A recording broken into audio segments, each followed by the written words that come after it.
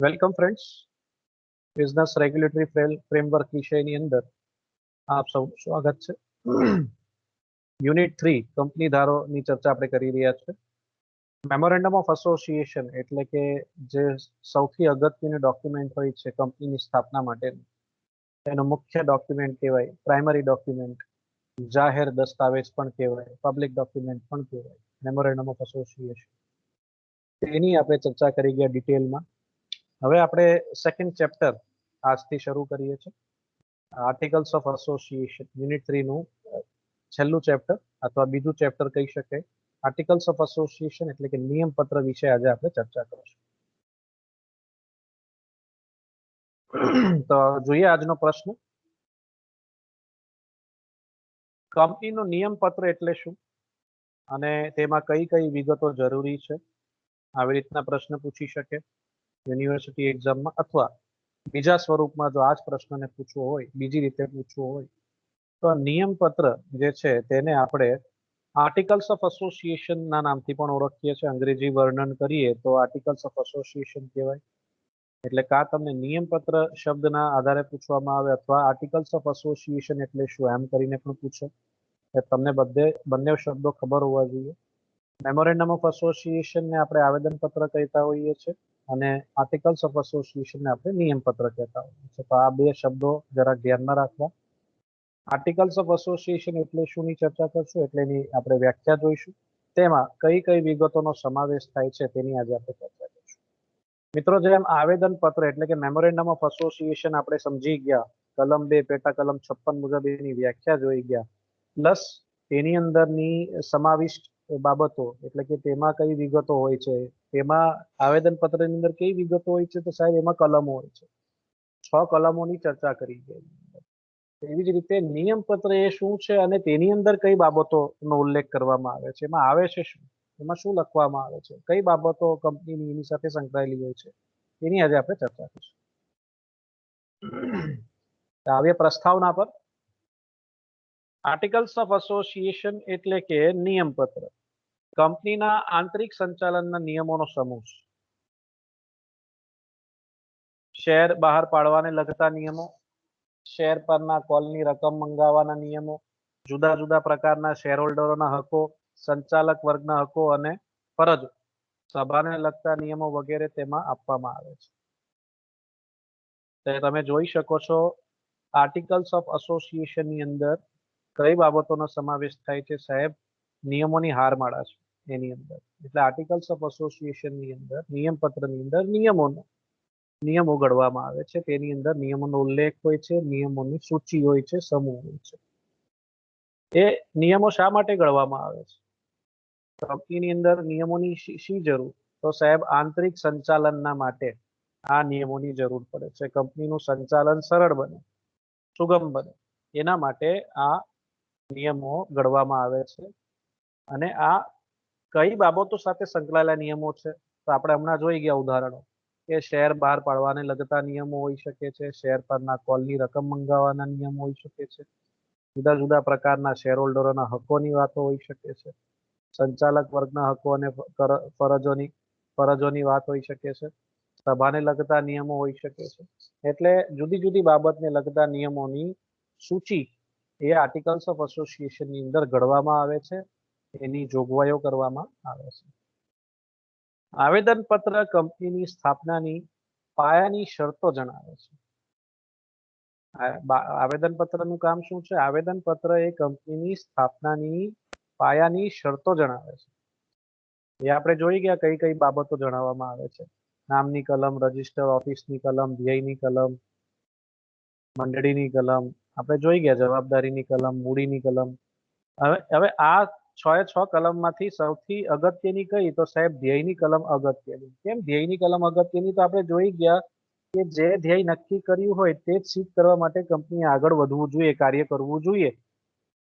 જે ધ્યેય રાખવામાં આવ્યું હોય તે ધ્યેય સિદ્ધ કરવાની કાર્યવાહી કરવી જોઈએ, કામ કરવું જોઈએ કંપનીએ. જે ધ્યેય રાખવામાં આવ્યો હોય તે ધ્યેય સિવાય જો બીજું કાર્ય કરવામાં આવે તો આપણે જોઈ ગયા સિદ્ધાંત, સત્તાની ઉપરવટનો સિદ્ધાંત આપણે જોઈ ગયા. એવો કૃત્ય સત્તાની ઉપરવટ ગણવામાં આવે છે ને એવું કૃત્ય માન્ય ગણી શકાય નહીં. બધા શેર હોલ્ડર મળીને એને મંજૂરી પણ આપી શકે ને એવી બધી ચર્ચા આપણે કરી ગયા છે। એટલે આવેદનપત્રની અંદર શું હોય છે સાહેબ, આવેદનપત્રની અંદર કંપનીની જે સ્થાપના કરવાની હોય છે તે પાયો બેસાડવામાં આવે છે। એટલે એની અંદર પાયાની શરતો હોય છે। એટલે એની અંદર 6 કલમોની ડિટેલમાં જાણ કરવામાં આવે છે એના આધારે। એમાંથી સૌથી અગત્યની કલમ કઈ તો કે ધ્યેયની કલમ। તો નિયમપત્ર શું છે તે આપણે જોઈ ગયા હમણાં। તે નિયમપત્ર એ ધ્યેયને સિદ્ધ કરવા કયા સાધનો અપનાવવામાં આવશે તે જણાવે છે। એટલે કયા સાધનો થકી આપણે ધ્યેય સિદ્ધ કરી શકીએ તે નિયમપત્ર થકી શક્ય બને છે। આવેદનપત્રથી બાહ્ય જગત સાથેનો કંપનીનો સંબંધ નિયંત્રિત થાય છે। આવેદનપત્ર કોની સાથે સંકળાયેલું છે તો કે છે બાહ્ય જગત સાથે સંકળાયેલું છે। એ આવેદનપત્રની અંદર જે પણ માહિતી છે તે બાહ્ય જગતને સ્પર્શે છે એમ કહેવાય, એમના કામની છે। જ્યારે નિયમપત્ર શું છે તે નિયમપત્ર દ્વારા કંપની અને તેના સભ્યો વચ્ચેના આંતરિક સંબંધો નિયંત્રિત થાય છે। એટલે આવેદનપત્ર કોના માટે વધારે અગત્યનું સાહેબ? બાહ્ય જગતની વ્યક્તિઓ માટે વધારે અગત્યનું।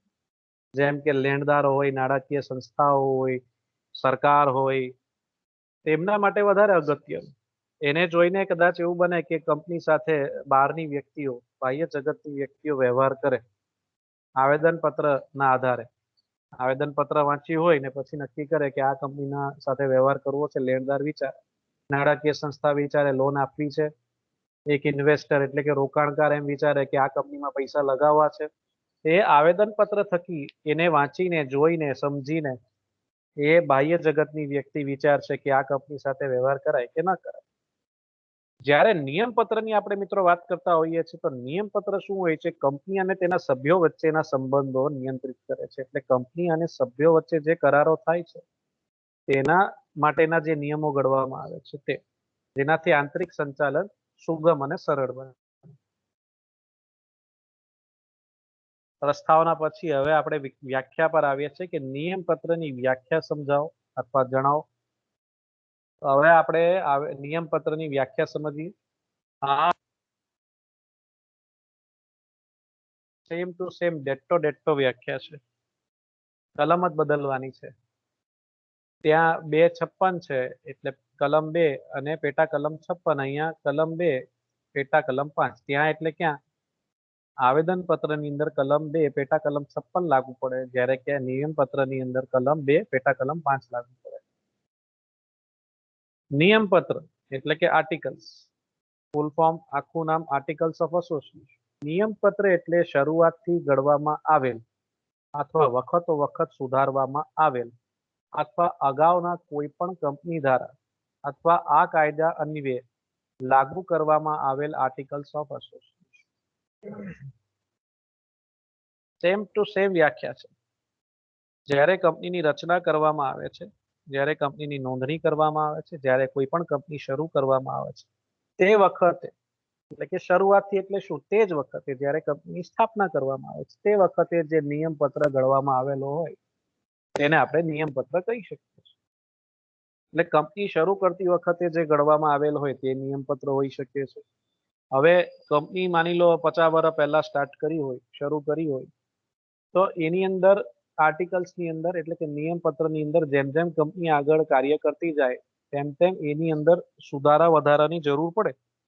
આપણે 50 નિયમો ઘડીને મૂકી દીધા હોય નિયમપત્રની અંદર કંપનીએ, હવે જેમ જેમ કંપની કાર્ય કરશે તેમ તેમ ખબર પડશે કે ભાઈ 2 નિયમ અંદર એડ કરવાના રહી ગયા, અથવા 2 નિયમ એવા મુકાઈ ગયા છે જેમાં સુધારા કરવા પડે, અથવા 2 નિયમ એવા છે જેની જરૂર જ નથી એને કાઢી નાખવા પડે।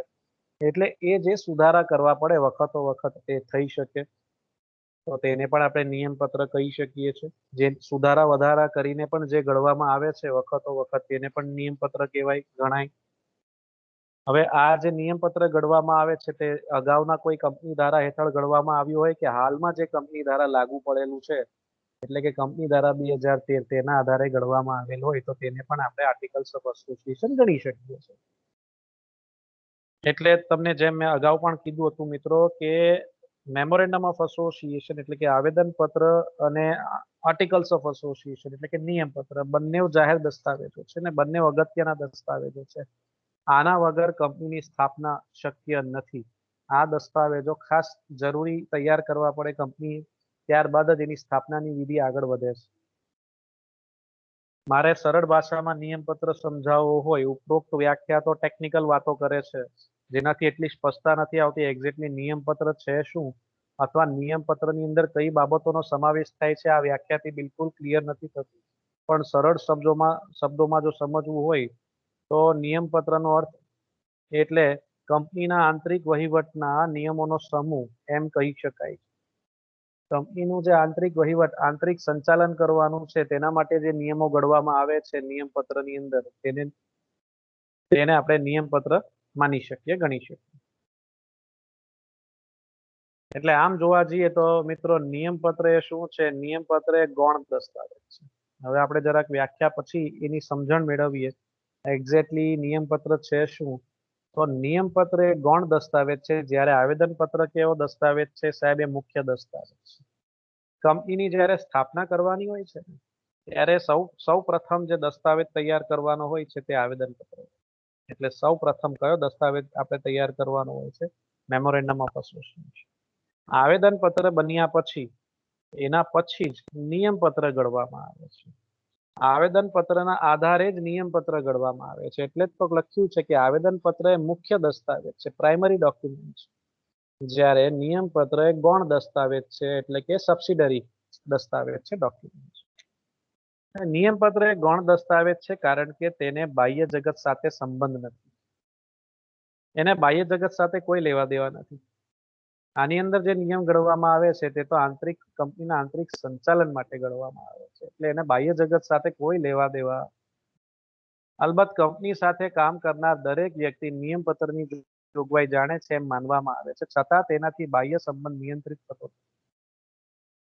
કંપનીની અંદર દરેક વ્યક્તિ જે કાર્ય કરતી હોય, કંપની માટે કાર્ય કરતી હોય, કંપનીની દરેક સભ્ય જે હોય છે, જે મેમ્બર્સ હોય છે, તેમને નિયમપત્ર વાંચેલું હોય છે, તેની જોગવાઈ સાથે તે પરિચિત હોય છે. ન વાંચ્યા હોય તેમ છતાં કાયદો એવું અનુમાન કરે છે એ વાંચેલા છે. અને આ નિયમપત્ર ની અંદર જે નિયમો ઘડવામાં આવે છે તેનાથી બાહ્ય સંબંધ નિયંત્રિત થતો નથી, એટલે બાહ્ય જગત સાથે તેના કોઈ લેવા દેવા.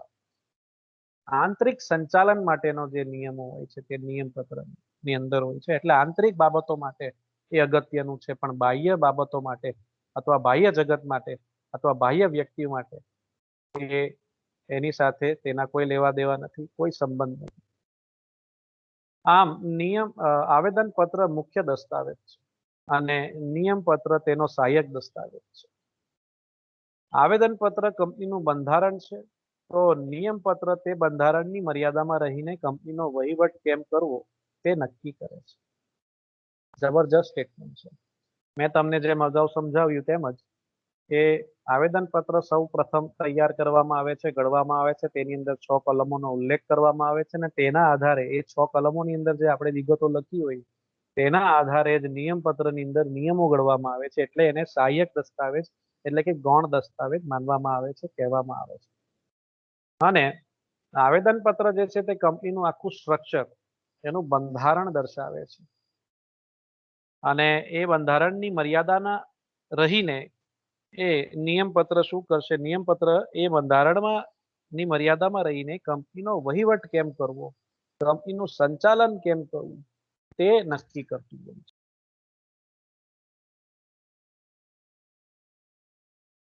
નિયમપત્રમાં કરેલી જોગવાઈ 2 પ્રકારના નિયંત્રણોને આધીન હોય છે. નિયમપત્રની અંદર પાછા 2 પ્રકારના નિયંત્રણોની પણ વાત કરવામાં આવી છે, તે જોઈએ હવે આપણે. કંપનીને આવેદનપત્રમાં જે સત્તા છે તેથી આગળ જઈ શકે નહીં, એટલે કે આવેદનપત્રની જોગવાઈઓની મર્યાદામાં જ નિયમપત્રની જોગવાઈ થઈ શકે. આપણે અગાઉ ચર્ચા કરી ગયા કે સત્તાની ઉપરવટ કાર્ય કંપની કરી શકે નહીં. તે સત્તાની ઉપરવટનો જે સિદ્ધાંત છે તે કયા દસ્તાવેજ સાથે સંકળાયેલો છે સાહેબ? તે સંકળાયેલો છે આવેદનપત્ર સાથે. આવેદનપત્રની અંદર જે ધ્યેય નક્કી કરવામાં આવેલો હોય તે ધ્યેય વિરુદ્ધ કોઈ કાર્ય થવું જોઈએ નહીં. બીજા કોઈ ધ્યેય સિદ્ધ કરવા કંપની આગળ વધી શકે, એટલે કંપનીને જે સત્તા મળી છે તે સત્તાની ઉપરવટ જઈને કોઈ કાર્ય કરી શકાય નહીં. એટલે નિયમપત્રની જે જોગવાઈઓની મર્યાદામાં જ નિયમપત્રની જોગવાઈઓ થઈ શકે છે. એટલે મેં કીધું તેમ અગાઉ કે સૌપ્રથમ આવેદનપત્ર તૈયાર કરવામાં આવે, એની અંદર જે જોગવાઈઓ મૂકવામાં આવી છે તે જોગવાઈઓના આધારે, તે મુદ્દાઓના આધારે, તે મેટરોના આધારે જ નિયમપત્રની જોગવાઈઓ તૈયાર થશે. એટલે નિયમપત્રનો આધાર એ આવેદનપત્ર છે અને એના આધારે જ તે બની શકે નિયમપત્ર. બીજો મુદ્દો, કંપની ધારાની કોઈ જોગવાઈ વિરુદ્ધ નિયમપત્રની જોગવાઈ હોવી નથી. ટૂંકમાં બે બાબતો છે. નિયંત્રણો બે પ્રકારના છે. નિયમપત્ર જે છે તે આવેદનપત્રની ઉપરવટ જઈ શકે નહીં.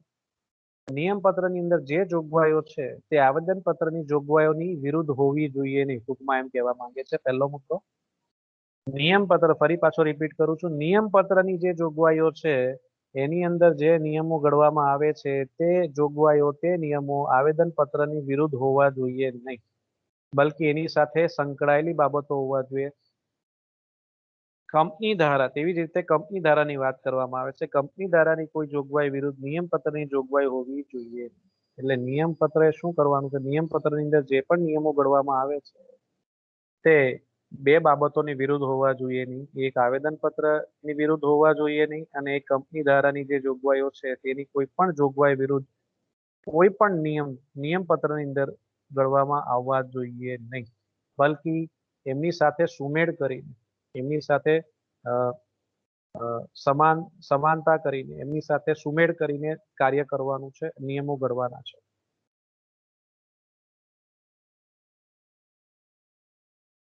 નિયમપત્રનું મહત્વ સમજીએ. ઇમ્પોર્ટન્સ શું છે, નિયમપત્ર શા માટે બનાવવું, એની મહત્વતા શું છે.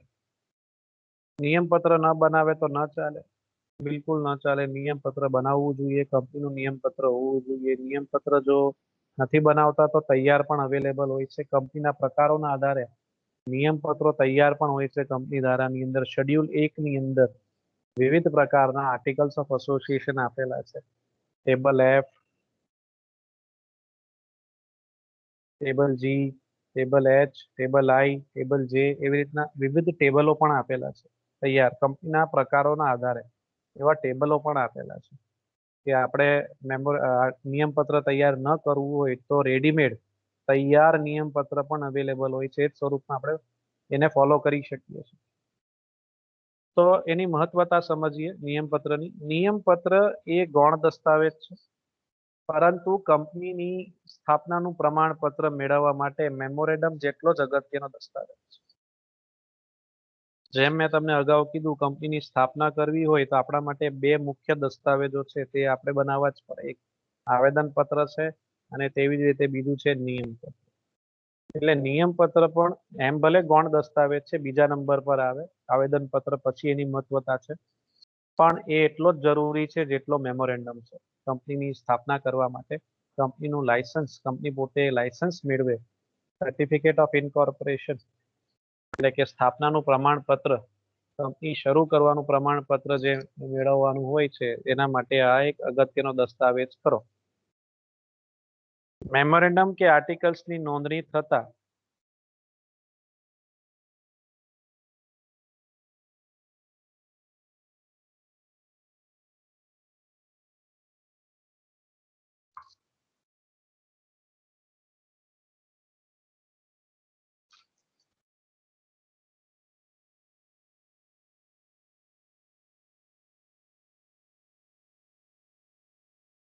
મેમોરેન્ડમ કે આર્ટિકલ્સની નોંધણી થતા એ જાહેર દસ્તાવેજ બની જાય છે અને તેથી કંપની સાથે હિત ધરાવનાર તેમજ સંબંધ ધરાવનાર દરેક વ્યક્તિ આ બંને દસ્તાવેજોથી પરિચિત છે એમ માની લેવામાં આવે છે.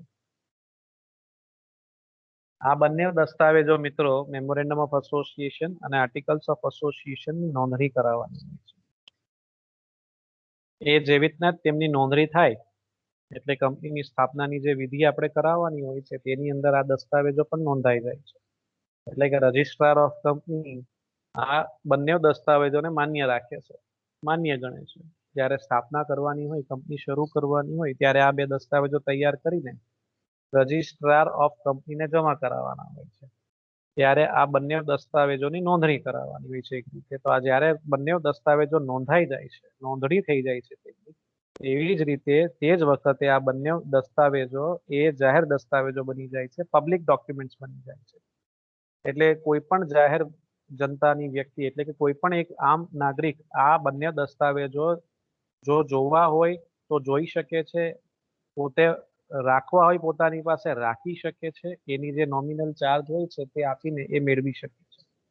અને તેથી કંપની સાથે હિત ધરાવનાર તેમજ સંબંધ ધરાવનાર દરેક વ્યક્તિ આ બંને દસ્તાવેજોથી પરિચિત છે તેમ માની લેવામાં આવે છે. આ બંને જાહેર દસ્તાવેજ બને છે એટલે કંપની સાથે જે પણ વ્યક્તિ સંકળાયેલી હોય અથવા કંપની સાથે જે પણ વ્યક્તિ તેની સાથે જે વ્યવહાર કરતી હોય છે તેમણે આ બંને દસ્તાવેજો વાંચ્યા છે, સમજ્યા છે અને આ બંને દસ્તાવેજોથી તે પરિચિત છે એવું માની લેવામાં આવે છે. કાયદો અનુમાન કરે છે કે જે વ્યક્તિ કંપની સાથે સંબંધ ધરાવે છે, જે વ્યક્તિ કંપની સાથે વ્યવહાર કરે છે તેને આ બંને દસ્તાવેજો વાંચેલા છે, સમજેલા છે, એ આ કંપનીના દસ્તાવેજોથી જાણકાર છે.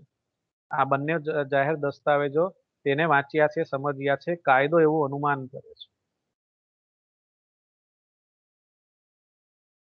નિયમપત્ર દ્વારા કંપનીનો વહીવટ સરળ બને છે, કારણ કે તે આંતરિક વહીવટ માટેના નિયમોનો સમૂહ છે. એ આપણે અગાઉ સમજી ગયા. નિયમો જો ઘડેલા હોય તો કોઈ પણ જગ્યાએ તમે જાઓ કાર્ય સરળ બની જ જાય છે. નિયમ વગર કાર્ય કરવું અઘરું છે, અશક્ય છે એમ માનવામાં આવે છે. આપણે ટ્રાફિકની સમસ્યાઓની વાત કરીએ તો ટ્રાફિક સમસ્યાઓની અંદર જો ટ્રાફિક સિગ્નલ ન હોય તો કેટલી સમસ્યાઓ ઉત્પન્ન થઈ જાય ચાર રસ્તા પર. એટલે ચાર રસ્તા પર ટ્રાફિક સિગ્નલ હોય છે એટલે કે નિયમોનું પાલન થાય. ત્યાં જે સમયે સિગ્નલના આધારે આપણે સ્ટોપ થતા હોઈએ છીએ, સિગ્નલના આધારે આગળ વધતા હોઈએ છીએ. એટલે નિયમ વગર કંપની માટે પણ કાર્ય કરવું અશક્ય છે. નિયમ એટલે જ ઘડવામાં આવે છે. કોઈ પણ સંસ્થા હોય તેની અંદર નિયમો હોય છે. નાનામાં નાની સંસ્થાની અંદર પણ નિયમો હોય છે ને એ નિયમોના આધીન તે કાર્ય કરતી હોય છે. નિયમપત્ર દ્વારા કંપનીની વહીવટી અનિયમિતતા સામે કંપની સાથે વ્યવહાર કરતી વ્યક્તિના હિતોનું રક્ષણ થાય છે. ક્યારેક ક્યારેક એવું બની જાય છે કે કંપની જ્યારે કાર્યવાહી કરે છે, કોઈ સંચાલન કરે છે કોઈ કાર્યનું, તેની અંદર 10 મુદ્દાઓનું પાલન કરવાનું હોય, 10 બાબતો પૂર્ણ કરવાની હોય તો એવું બને કે 9 બાબત પૂર્ણ થઈ હોય લેકિન એકાદ બાબત રહી ગઈ હોય તો એ એક બાબત જે અનિયમિત થઈ ગઈ છે તેને નિયમિત કરવી હોય તો એ શક્ય જ છે. એટલે 10 કાર્ય કરવાના હતા એમાંથી 9 કાર્ય થયા, એક કાર્ય કરવાનું રહી ગયું, એ નિયમિતતા થઈ ગઈ એક રીતે. એવું ભાગ્યે જ બને કંપનીથી. તો કંપનીએ શું કરવું જોઈએ કે એ જે કાર્ય અધૂરું રહી ગયું છે તે પાછળથી પૂર્ણ કરવું જોઈએ. એવી રીતના વ્યક્તિઓના હિતને આવી રીતના રક્ષણ મળે છે. નિયમપત્રની અંદર આની પણ જોગવાઈ હોય છે કે કોઈ અનિયમિતતા થઈ ગઈ હોય કાર્યવાહીની અંદર, વહીવટની અંદર, તો તેને પાછળથી નિયમિત કરવું હોય તો થઈ શકે છે. એવી રીતના જે કંપનીના વ્યક્તિઓ છે તેના હિતોને રક્ષણ આવી રીતના આપવામાં આવે છે. એટલે કે કોઈને પણ નુકસાન ના થાય, ના કંપનીને નુકસાન થાય અનિયમિતતાથી અથવા કંપનીના કોઈ વ્યક્તિ છે જેનું હિત છે કંપનીની અંદર તેને રક્ષણ મળે, એમને પણ નુકસાન ન થાય. નિયમપત્રમાં ડિરેક્ટરોની સહીઓ હોય છે. જે પણ દસ્તાવેજો હોય છે, આ જે નિયમપત્ર દસ્તાવેજ હોય છે તેની અંદર કંપનીના જે ડિરેક્ટરો હોય છે તેમની સિગ્નેચર, તેમની સહી હોવી જોઈએ. તેથી ડિરેક્ટરો જો અંગત રીતે જવાબદાર બનતા હોય તો તેમને જવાબદાર બનાવી શકાય. એટલે જ ડિરેક્ટરોની સહી લેવામાં આવે છે કે એમના થકી પણ નિયમો ઘડવામાં આવેલા છે. ડિરેક્ટરો સાથે નિયમો પણ આની અંદર ઘડવામાં આવે છે. ડિરેક્ટરોની નિમણૂક કેમ થશે, કેટલા ડિરેક્ટરોની નિમણૂક થશે, એમની નિમણૂક કરવાની પ્રોસિજર શું હશે, પ્રક્રિયા શું હશે, એમનું મહેનતાણું કેટલું હશે, કેટલું મહેનતાણું આપવામાં આવશે, તેમની રીએપોઇન્ટમેન્ટ કરવી હોય તો કેમ, તેમના રિટાયરમેન્ટની જોગવાઈ, ડિરેક્ટરોની લાયકાતની જોગવાઈ, ડિરેક્ટરોની ગેરલાયકાતની જોગવાઈઓ, આ બધી જ બાબતો નિયમપત્રની અંદર ઘડવામાં આવે છે. નિયમપત્રની અંદર એમની સિગ્નેચર એટલી જ ઇમ્પોર્ટન્ટ છે. શા માટે ડિરેક્ટરોની સહી લેવામાં આવે છે? કંપની ચલાવનાર વ્યક્તિ જે છે તે ડિરેક્ટરો છે. કંપનીને ચલાવનાર વ્યક્તિઓ ડિરેક્ટર છે. તો ડિરેક્ટરોની સહી એટલે જ ઇમ્પોર્ટન્ટ છે કે ફ્યુચરમાં, ભવિષ્યમાં કંપનીના જે વ્યવહારો કરવામાં આવે છે, કંપનીના જે કાર્યો કરવામાં આવે છે, તે કાર્યો કરતા વખતે ડિરેક્ટરોએ કોઈ એવું કાર્ય કર્યું હોય જેને ન કરવું જોઈએ. એટલે માની લો કે રોકાણકારોએ પૈસા રોક્યા હોય કંપનીની અંદર અને જે હેતુ માટે પૈસાનો ઉપયોગ થવો જોઈએ, ભંડોળનો ઉપયોગ થવો જોઈએ, તેની જગ્યાએ કોઈ બીજી જગ્યાએનો પૈસાનો ઉપયોગ થતો, એટલે માની લો કે ડિરેક્ટર એ ફંડનો ઉપયોગ પોતાની અંગત જરૂરિયાત માટે ઉપયોગ કરતો હોય, તો તે સંજોગોમાં ડિરેક્ટર અંગત રીતે જવાબદાર બની જાય છે, પર્સનલ લાયબલ બની જાય છે, પર્સનલ.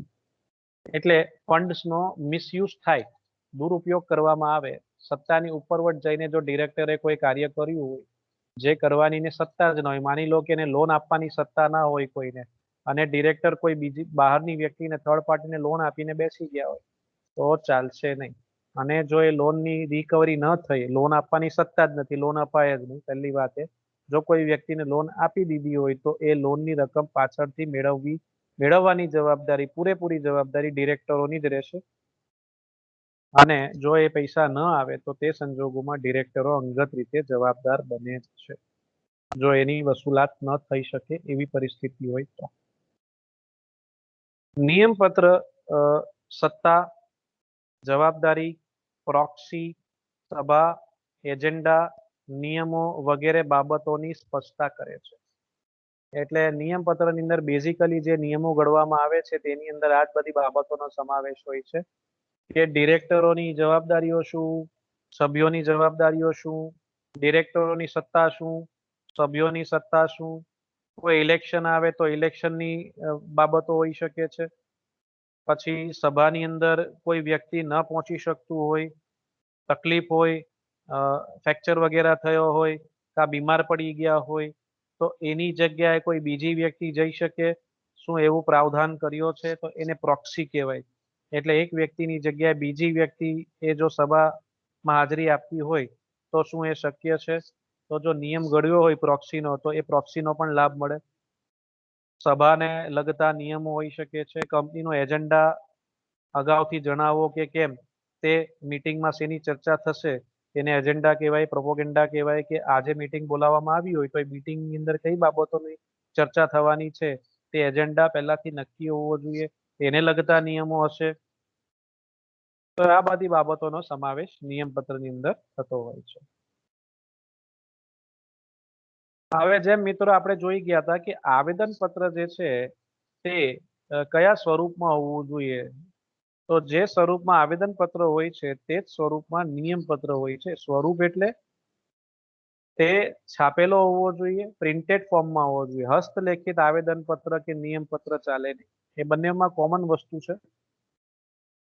તે ફકરામાં વેચાયેલું હોવો જોઈએ અને તેના અનુક્રમ નંબર આપેલા હોવા જોઈએ. નંબરિંગ કરેલું હોવું જોઈએ, 1 2 3 4 અથવા અ બ ક ડ એવી રીતના નંબરિંગ કરેલું હોવું જોઈએ, અને પેરેગ્રાફ સ્ટાઇલમાં હોવું જોઈએ, છાપેલું હોવું જોઈએ, પ્લસ ફકરામાં વેચાયેલું હોવું જોઈએ ને નંબરિંગ કરેલું હોવું જોઈએ. સાથે સાથે તેના પર આવેદનપત્રમાં સહી કરનાર દરેક વ્યક્તિ ઓછામાં ઓછા એક સાક્ષીની રૂબરૂમાં સહી કરી હોવી જોઈએ. સહી કરનારના અહીંયા આવેદનપત્રની જગ્યાએ તેના પર નિયમપત્રમાં સહી કરનાર દરેક વ્યક્તિ ઓછામાં ઓછા એક સાક્ષીની રૂબરૂમાં સહી કરેલી હોવી જોઈએ.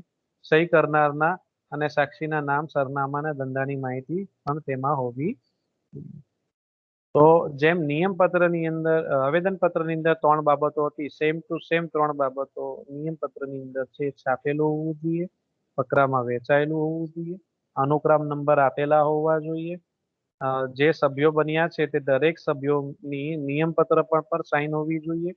ઓછામાં ઓછા એક સાક્ષીની રૂબરૂમાં તે ઘડવામાં આવેલું હોવું જોઈએ. આ બધી જ વ્યક્તિઓ જે સભ્ય બન્યા છે પ્લસ જે વ્યક્તિ સાક્ષી બની છે તેમના નામ, સરનામા અને જો કોઈ ધંધો કરતા હોય તો એ ધંધાની માહિતી તેની અંદર ઉલ્લેખ કરવાનો રહે છે. હવે નિયમપત્રની વિગતો, જે મુખ્ય ટોપિક છે હવે આપણું આવે છે. આપણે શું ચર્ચા કરી ગયા અત્યાર સુધી કે નિયમપત્ર એટલે શું છે તે જોઈ ગયા, નિયમપત્રને ડિટેલમાં સમજી ગયા. બીજું આપણે જે સમજ્યા તે છે એની અંદર 2 નિયંત્રણો હોય છે. એટલે કે નિયમપત્ર જ્યારે ઘડવામાં આવે છે ત્યારે તે આવેદનપત્રની વિરુદ્ધ હોવાની જોઈએ. એની અંદર જે નિયમો ઘડવામાં આવ્યા છે તે આવેદનપત્રની વિરુદ્ધ હોવા જોઈએ નહીં. સાથે સાથે કંપની ધારાની કોઈ જોગવાઈની વિરુદ્ધ પણ કોઈ નિયમ ઘડવામાં આવેલો હોવો જોઈએ. એવા 2 નિયંત્રણો આપણે સમજી ગયા. પ્લસ ત્યારબાદ આપણે નિયમપત્રના મહત્વ સમજી ગયા. ખાસ 6 મહત્વ સમજી ગયા, સરસ મજાના. હવે આપણે નિયમ પત્રની અંદર કઈ બાબતોનો સમાવેશ થાય છે, કઈ વિગતો હોય છે તે જરાક જાણી લઈએ, સમજી લઈએ. નિયમ પત્રમાં કંપનીના આંતરિક સંચાલનને લગતા નિયમના નીચેના નિયમો હોય છે. નિયમ પત્રની અંદર જે મુખ્ય બાબત છે તે જ છે કંપનીના આંતરિક સંચાલનને લગતા નિયમો ઘડવામાં આવે છે તે કયા? તો સૌથી પ્રથમ જે મુદ્દો આવે છે તે હોય છે 3 નિયંત્રણો. હવે આ 3 નિયંત્રણો કયા છે તે જરાક આપણે જોઈ લઈએ વન બાય વન. અગાઉ જણાવ્યા મુજબ અમર્યાદિત જવાબદારીવાળી કંપની કેટલા સભ્યોથી અને કેટલી મૂડીથી નોંધવાની છે તે. અમર્યાદિત જવાબદારીવાળી કંપની કેટલા સભ્યોથી અને કેટલી મૂડીથી નોંધાવવાની છે તે નિયમ પત્રની અંદર તેની જોગવાઈ હોવી જોઈએ. તેવી જ રીતે આ તો અમર્યાદિત જવાબદારીવાળી વ્યક્તિઓની વાત છે. બાંયધરીથી મર્યાદિત કંપનીએ તેની નોંધણી કેટલા સભ્યોથી કરવાની છે તે. અને જુદી જુદી સ્વરૂપની જે કંપનીઓ હોય છે એમની ડિટેલ્સ હોવી જોઈએ. કેવી ડિટેલ્સ હોવી જોઈએ, કેટલા સભ્યો છે અને કેટલી મૂડીથી તે કંપનીની સ્થાપના કરવામાં આવે છે તે નિયમ પત્રની અંદર સ્પષ્ટતા હોવી જોઈએ. આની એના અંગેના નિયમો હોવા જોઈએ. બાંયધરીથી મર્યાદિત કંપનીને પણ તેની નોંધણી કેટલા સભ્યોથી તે કરે છે તેની માહિતી અંદર હોવી જોઈએ. તથા મુખ્ય બાબત આ છે ખાનગી કંપનીના.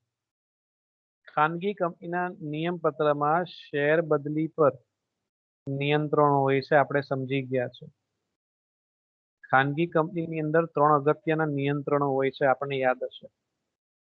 કયા નિયંત્રણો હોય છે? એક, શેર ફેરબદલી પર નિયંત્રણો હોય છે. ખાનગી કંપનીના જે શેર હોલ્ડરો હોય છે, જે સભ્યો હોય છે, તે સરળતાથી પોતાના શેર્સ વેચી શકતા નથી. તેના પર નિયંત્રણો મૂકવામાં આવે છે અને એ નિયંત્રણો કયા દસ્તાવેજ થકી મૂકી શકાય છે? નિયમ પત્ર થકી મૂકી શકાય છે. વધુમાં વધુ સભ્ય સંખ્યા પર 200 નું નિયંત્રણ. સભ્ય સંખ્યાની નિયંત્રણની પણ વાર્તા બાબત નિયમ પત્રની અંદર ઘડવામાં આવે છે. આ 3 નિયંત્રણોની વાત થાય છે. પહેલું શેર બદલી પર નિયંત્રણ, સભ્ય સંખ્યા 200 થી વધવી જોઈએ નહીં તેના પર નિયંત્રણ, અને શેર કે ડિબેન્ચર ખરીદવા આમંત્રણ આપવા પર પ્રતિબંધનો સમાવેશ થતો હોય છે, થવો જોઈએ. એટલે આ 3 મુખ્ય બાબત છે. આપણે અગાઉ પણ ખાનગી કંપનીની જ્યારે ચર્ચા કરી હતી એની અંદરના આપણા આ 3 નિયંત્રણો સમજી ગયા હતા. ખાનગી કંપની પોતાનું આર્ટિકલ્સ ઓફ એસોસિએશન જ્યારે બનાવે છે તેના 3 નિયમો, પહેલા 3 નિયમો આના સાથે જ સંકળાયેલા હોવા જોઈએ. કે ખાનગી કંપનીની અંદર જો કોઈ પણ વ્યક્તિ સભ્ય બને તો તેના શેર્સ સરળતાથી તે વેચી શકે નહીં, એટલે તેના શેર કેપિટલ પર, એટલે કે શેર ફેરબદલી પર તે નિયંત્રણ રાખવામાં આવે છે. વધુમાં વધુ સભ્ય સંખ્યા 200 હોવી જોઈએ, એટલે કે 200 થી વધવી જોઈએ નહીં, એનું પણ નિયંત્રણ કરવામાં આવે છે. અને શેર કે ડિબેન્ચર માટે આપણને ખબર જ છે કે ખાનગી કંપની જે હોય છે તે શેર્સ કે ડિબેન્ચર ખરીદવા માટે જાહેર જનતાને આમંત્રણ આપી શકતી નથી. ખાનગી કંપની પોતાનું ભંડોળ, પોતાનું શેર કેપિટલ એ આંતરિક સભ્યો પાસેથી મેળવતી હોય છે. એટલે આના પર પ્રતિબંધ હોય છે. એને ખાનગી કંપનીએ મૂડી પ્રાપ્ત કરવા માટે જાહેર જનતા પાસે જઈ શકતી નથી, તેના પર પ્રતિબંધ છે. એને મૂડી પોતાના આંતરિક સભ્યો પાસેથી જ મેળવવાની રહે છે.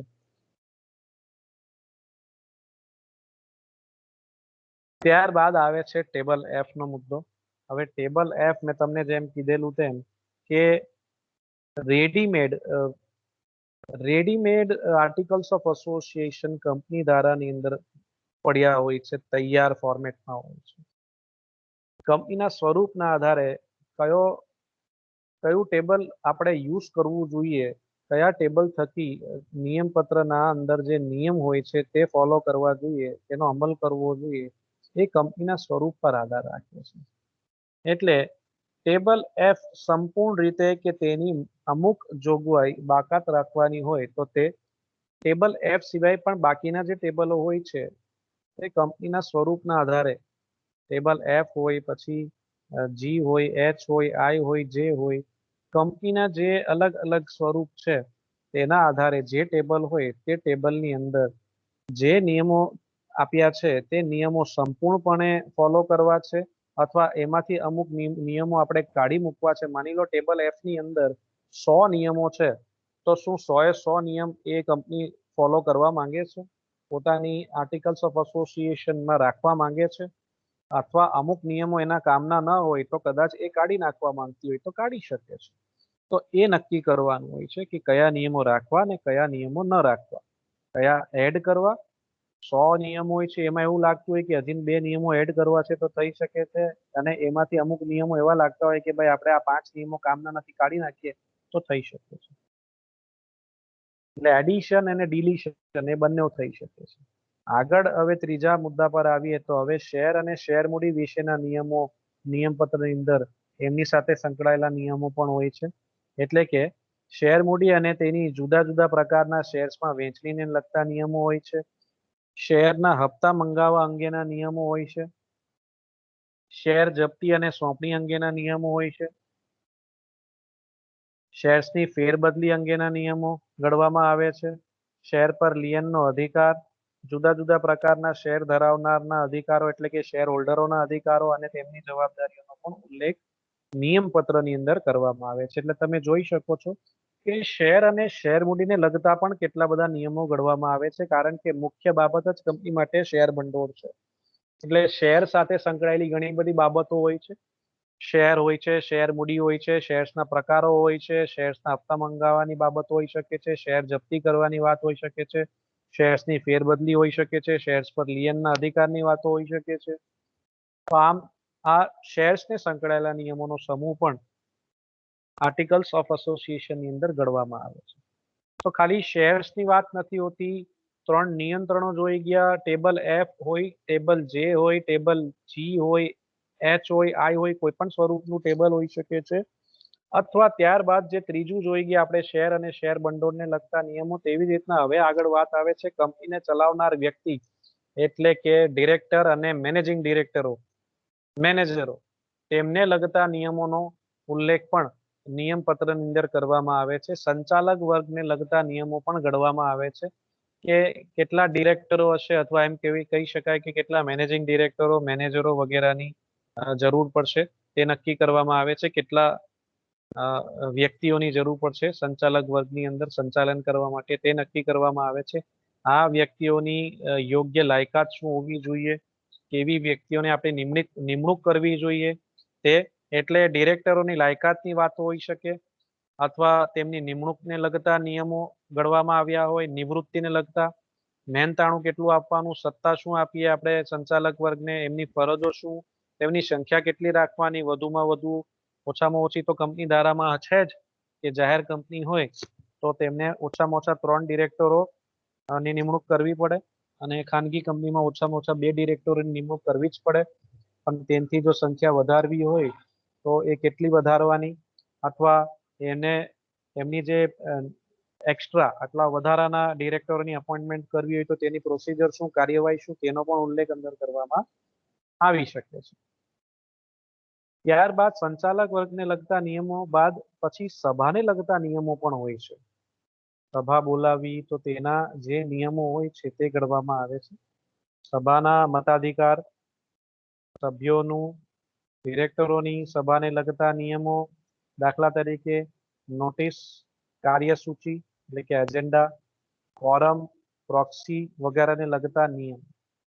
એટલે સભા બોલાવવાની હોય, સભાનું જે સંચાલન કરનાર વ્યક્તિ હોય એટલે કોરમની જે વ્યક્તિ હોય તે કેટલી હશે, ઓછામાં ઓછી કેટલી હશે, વધુમાં વધુ કેટલી હશે, પ્રોક્સી અંગેની બાબતો, કાર્યસૂચિ અંગેની બાબતો, કે જે મીટિંગ બોલાવવામાં આવી છે તેની અંદર કઈ બાબતોની ચર્ચા થશે, શી ચર્ચા થશે, સભ્યો સાથે સંકળાયેલી બાબતો.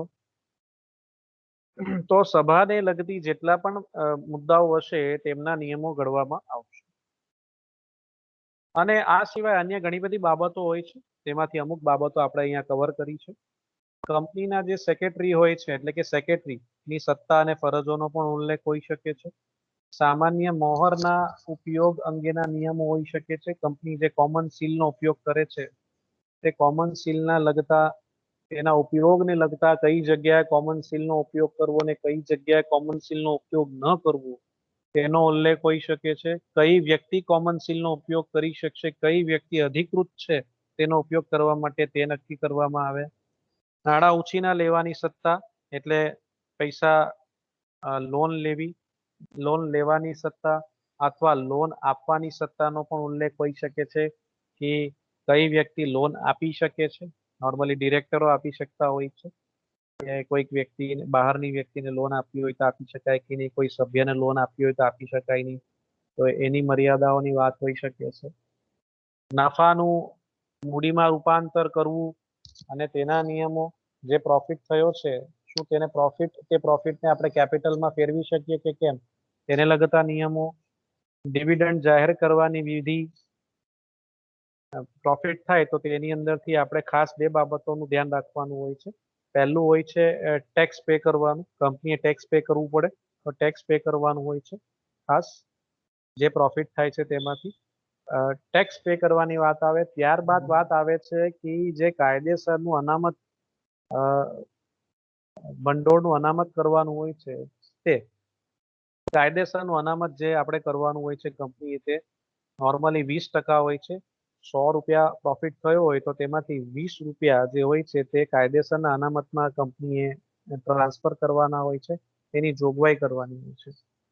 તો ડિવિડન્ડ જાહેર કરતા પહેલા ટેક્સ પે કરવાની વાત હોવી જોઈએ અને સાથે સાથે જે કાયદેસરનો અનામત હોય છે તેની જોગવાઈ કરવી જોઈએ. ત્યારબાદ ડિવિડન્ડ ડિક્લેર કરવું જોઈએ અને ડિવિડન્ડ ડિક્લેર કરવાના સાથે ડિવિડન્ડ જાહેર કરવાના જે નિયમો છે તે ઘડવામાં આવે છે અને ડિવિડન્ડ કેવી રીતના આપવાનું છે, એ ડિવિડન્ડના શેર, ડિવિડન્ડ સર્ટિફિકેટ આપવાનું છે, ડિવિડન્ડ વોરંટ આપવાનું છે કે ખાતામાં જમા કરવાનું છે, એ બધી જ બાબતોનો ઉલ્લેખ આની અંદર હોવો જોઈએ.